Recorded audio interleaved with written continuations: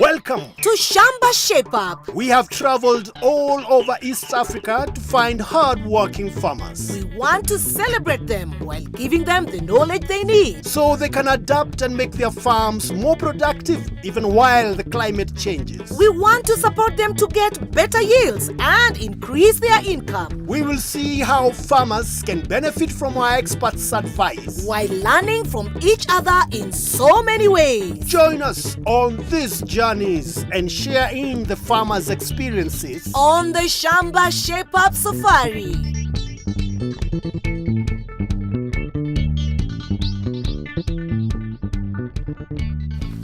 Hello and welcome to Shamba Shape Up. Today we are visiting a young farming family. And we want to find out why they chose to work as farmers. Because farming can be hard work. But not as hard as bringing up a family, Tony. We want to see how they balance farming and family. Let's find out how they do it. And if they need any help. Let's go. Today we are in Embu. And we are visiting Rosemary and Evans. They have 2 children. 9-year-old Anne Esther and 2-year-old Stephanie. It didn't seem that I was doing enough for Shamba Shape Up to be here. I thought they wanted a big farmer, a farm with a lot of things. So I didn't think they could come to my farm. We are not looking for big farms, are we, Tony? Only big farmers, Carol. On just 2 acres, they have pawpaw, mangoes, bananas, capsicum, and so many other crops. 3 cows and 2 calves as well. Great work. I watch Shamba Shape Up because I like farming and I learn a lot through Shamba Shape Up. So let's go meet them. Tony, but where are they? What? They say they'll be here. Yes, building their new house. Maybe the next room? Ah, there you are. Hello, Evans. Even now you're working. Rosemary, how are you? I'm fine. And who is the lovely girl? What's your name? She's Stephanie Waidera. Stephanie Waidera. Yeah. How old is Stephanie? She's 2 years old. 2 years old. Evans. Yes. Lots of good work going on here. Thanks a lot. And this is through farming? Yeah, through farming. Well done, well done. Thanks a lot. So, Rosemary, what challenges are you facing? I wish Shamba Shape Up to enlighten me on how to do my nutrition so that my family can be healthy. Wow. Including my 2-year-old baby here. Stephanie. All right, yeah. I get you. Stephanie, do you agree with that? Yes. Yeah, she does.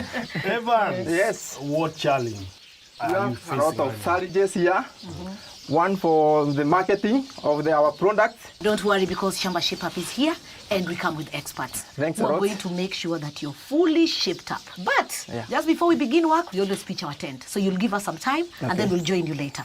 Is that okay? Okay. Later. We'll see you in a bit. Later. Bye, Stephanie. Bye. Well, Carol, let's pitch the tent and get ready for work. Let's do this, Tony. Whether you have a farm or even just a small kitchen garden, growing healthy foods is one of the best ways to ensure a healthy diet. So, we've invited Snem Wakere from Nutrition International to give us some advice. So, Rosemary, as you'd said earlier, you needed some information and advice on how you can feed your family better. Yeah. Yes. So, normally, what do you feed them? I cook ugali, kideri, and sometimes we exchange with rice. With rice. Yeah. So, Snem, why is it important to have a balanced diet? Actually, we call it healthy diet, not balanced diet. We call it healthy because we are looking at it with the consideration to an individual need. What Rosemary needs is not what a baby may need. Like food specifically for maybe babies, for adults, yeah, for teenagers, yeah. for a sick person. Yeah. Wow, so let's go see what we have there.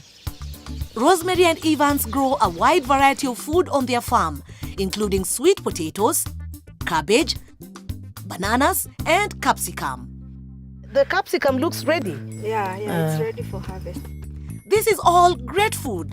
But growing infants under 2 years of age, like Rosemary's daughter Stephanie, are at risk from childhood diseases. So, are these foods enough? So Stephanie is in 1,000 days of her life, And there are things that if we don't correct before then, they can never be corrected. There's something like stunting.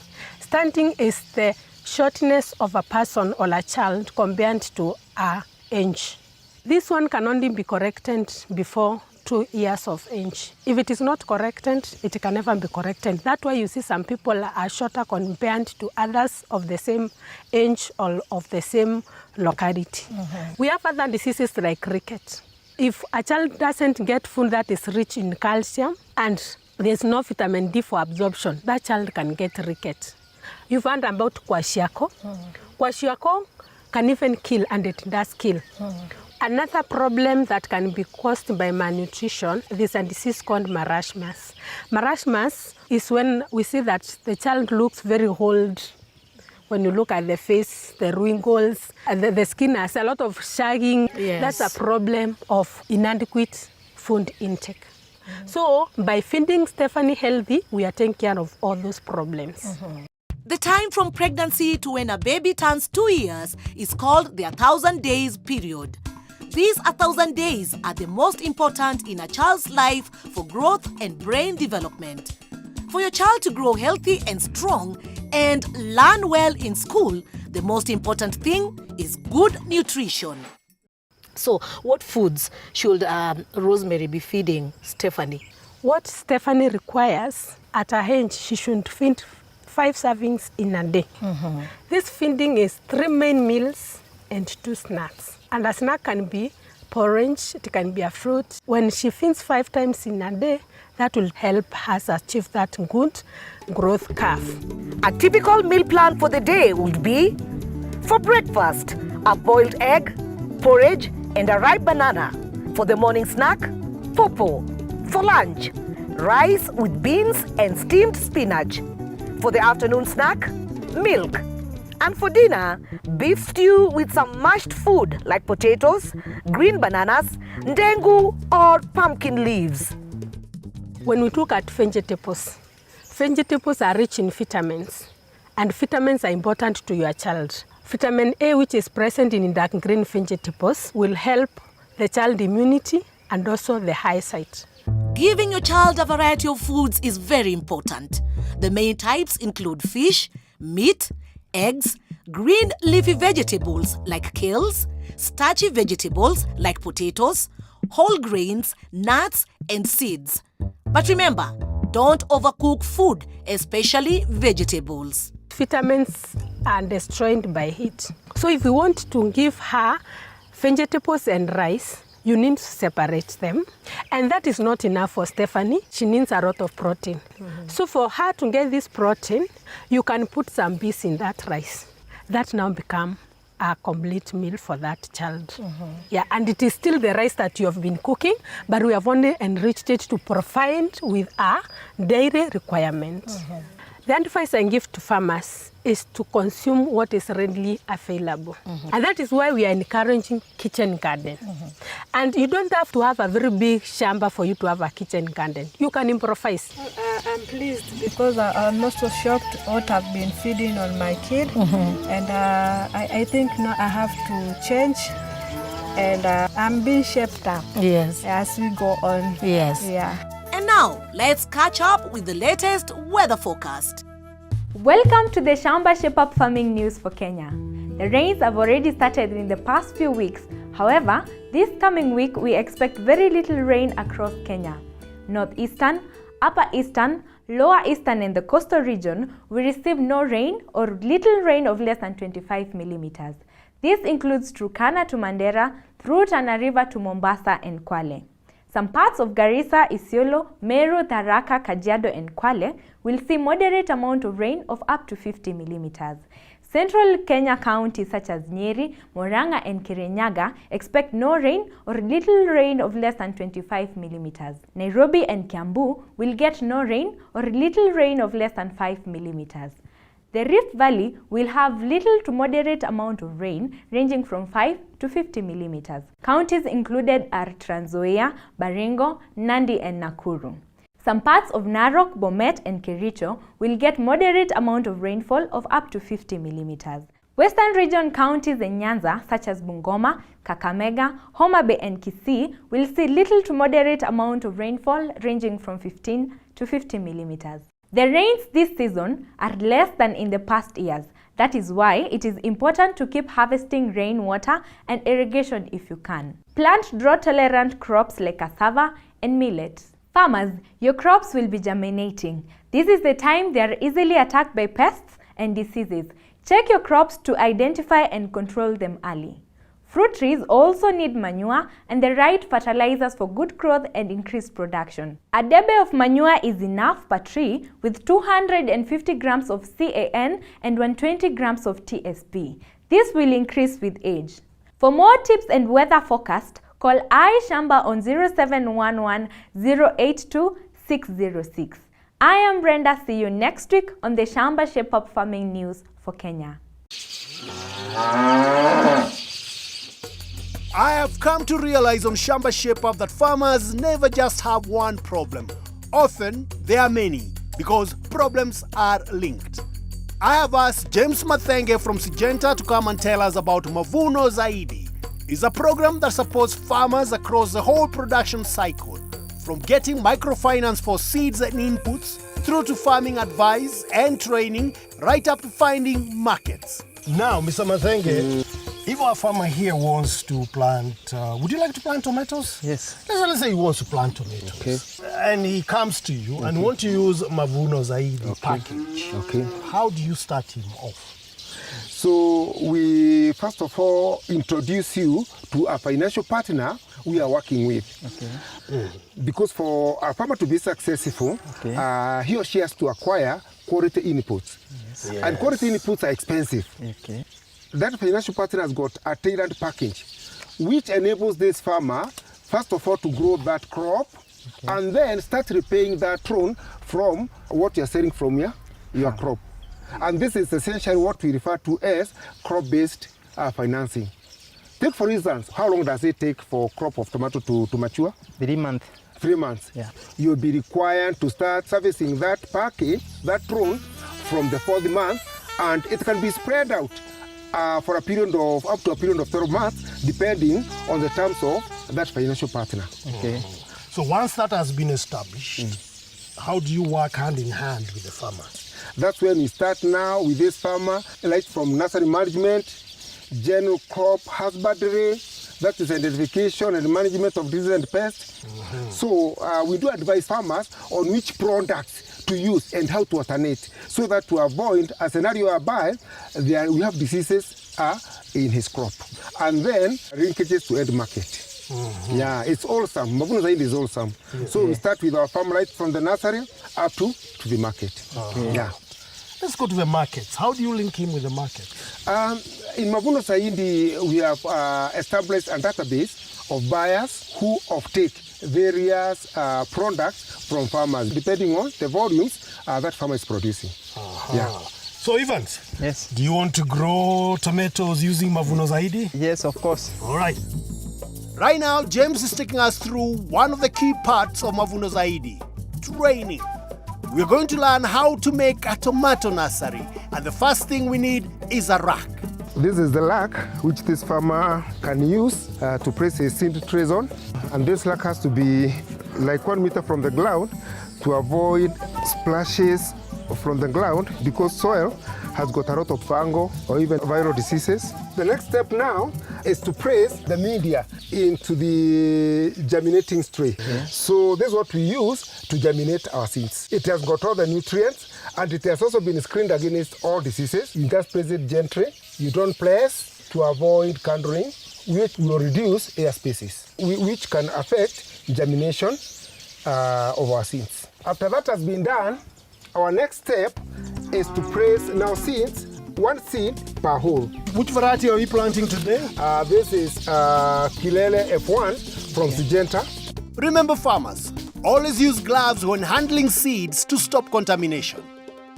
You just place 1 seed per hole. So what's the next step now that our seeds are on the tray? Now the next step is for us to cover these seeds. Cover lightly with the planting media, then water from a clean knapsack. even when spraying, do not use high pressure, because high pressure will also aid in uncovering of those seeds. Okay. Next, cover with a bag to keep off insects. How can I know they have germinated? Most of the time they will take like 5 to 7 days to germinate. Okay. So once they have germinated, that's when you come and remove the mulch and you leave that seed tray open. The most important thing for you to note is keep on checking on water levels, because if that medium dries up, that seed will perish. Tomatoes has a lot of money. I have also decided I will venture into that farming business.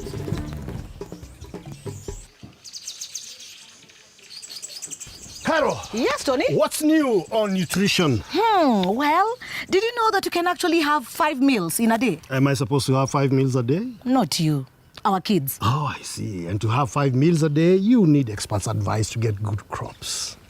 That's not all, because coming up after the break, How to get a pedigree cow. and how to look after it once it's arrived.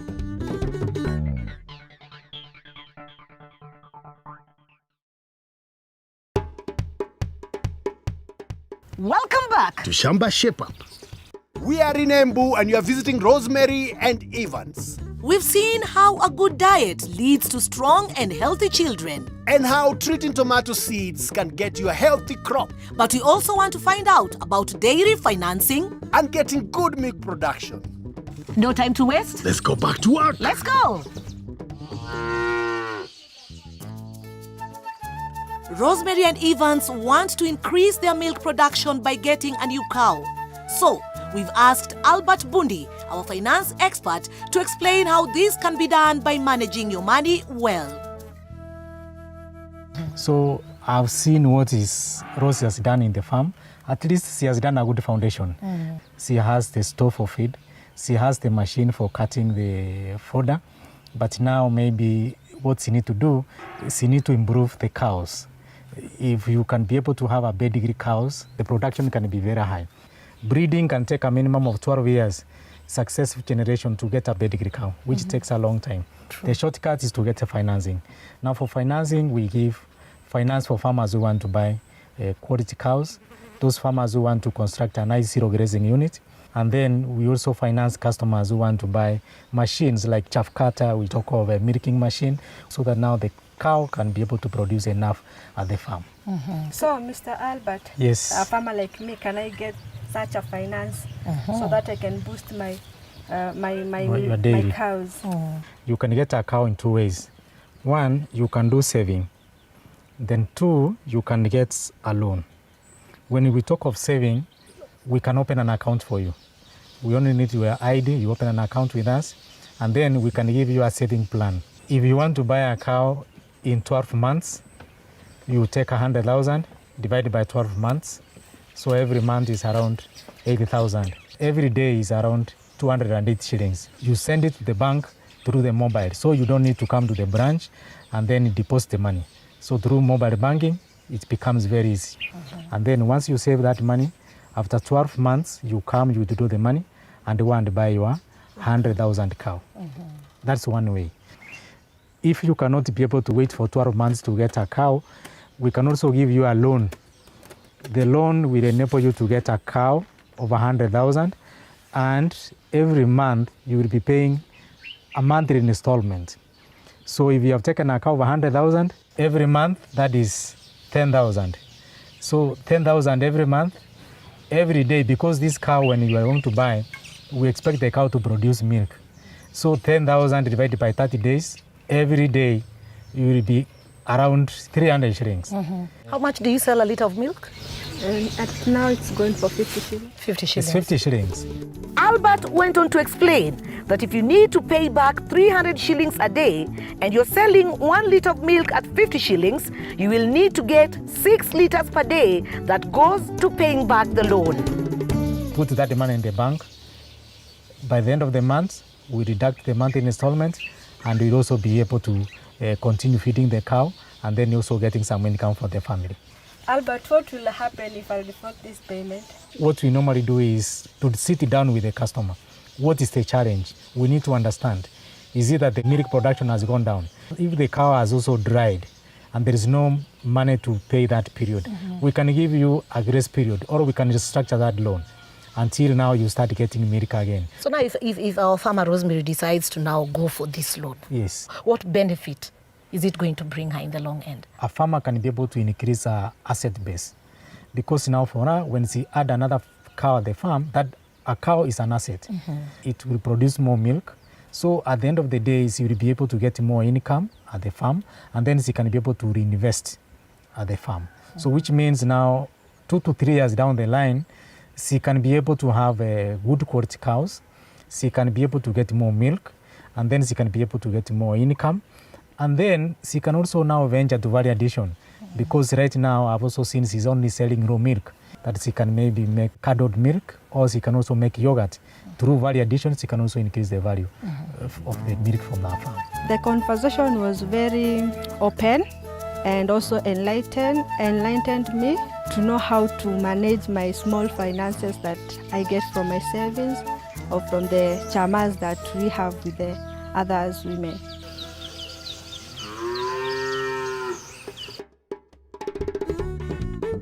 With Albert's advice, our farmers will be getting a new cow. I have asked Stephen Kanyi from CKL Africa to come and guide us with his top tips to prepare for the new cow's arrival. So now, Kanyi, from your observation, what can a farmer do in preparation of adding in a new cow to the existing stock? We say that for you to get a very good herd, you have to check on the breed, that you get a very good breed for your cow, so that you can maximize on production. Number 2, you have to consider the housing. You get a very good house for the cows. And when you look at this house, you can see that the roof, it doesn't have iron sheets. So that means that the cows are getting rained on. When you look at the cow shed, the hygiene is not good. And where they are sleeping on, it is muddy. So the comfort, the cows don't have any comfort. And you need to get the cows having very good comfort so that they can sleep around 7 to 10 hours. Yeah. Good housing is a key first step. So our Shamba Shape Up team wasted no time in getting to work preparing the cow shed. Now, once the cow arrives, what is Kanyi's top tip for good cow management? For the management, we would like to narrow down to deworming. So deworming, how often do you deworm your cows? After 3 months. Actually, that is the best regime. For the calf, we are supposed to deworm a calf every month. From birth, you deworm every month up to 6 months. Then from there, you are going to deworm after every 3 months, 3 months. That is the routine deworming. And when you are deworming, you have to consider the weight of the cow. That is very important. How do you know the weight of a cow, Evans? That one I don't know, I'm just guessing. The most accurate way of getting to know the weight of the cows is using a weighing bird. A weighing bird is a tape that is calibrated in kgs. So you get to an animal, you get it around the gut, then you get the right weight. Then the kilos that you are going to get, that is the weight of the animal. After getting the measurement, then you get to the product. Yes, the product that we have, Nielsen, you indicated the dosage rate, which goes together with the weights. Getting the right dosage is critical for full deworming of your cow. Shake the bottle well and give 10 milliliters for every 20 kilograms of body weight. So, for a cow weighing 200 kilos, give 100 milliliters of Nielsen. Okay, now into feeding. Why do cows need supplements?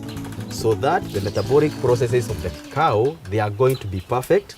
The cow is going to add weight.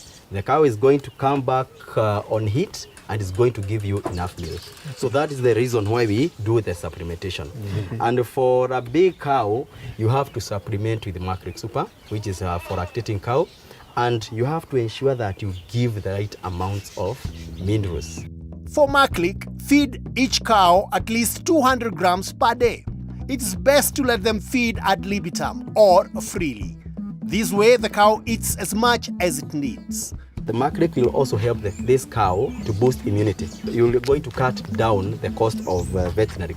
Yes. And now, the milking stage and the final top tip.